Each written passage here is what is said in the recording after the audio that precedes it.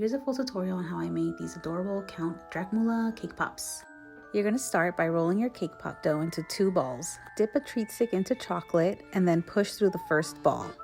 Make sure to insert it all the way through. It should stick out about 3/4 inch so that you could place your other cake pop on top. For the limbs, we're going to be using mini marshmallows. Dip each mini marshmallow into the melted chocolate and then stick onto the cake pop. For the horns, you're going to use 2 chocolate chips.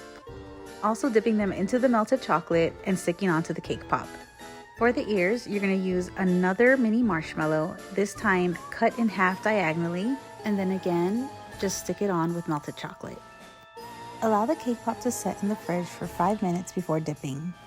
Keep in mind that your dipping chocolate should not be too warm or your cake pop will disassemble, but the chocolate should still be fluid enough to dip. Tap off the excess chocolate and allow the cow to set. Use gray melted chocolate in a piping bag or a Ziploc bag to pipe on the nose. Next, paint on the spots. I used powdered food coloring mixed with vodka, but you can also use melted chocolate.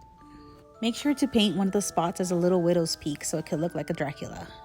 Also make sure to paint on the hooves and add little dots for the nostrils. Use melted white chocolate to pipe on the fangs and melted black chocolate to pipe on the eyes. And add little white nonpareils for the catch slates. You can leave the cow pale or add blush with pink luster dust. Now use some melted chocolate to pipe on the udder. The cow only has 4 teeth, but I'm going to go ahead and give this little vampire one 6. Next, use some red edible paint to paint on some blood on the fangs.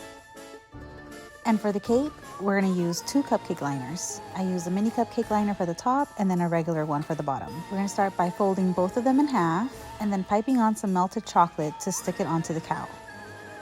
And for a finishing touch, we're going to add a little red bow.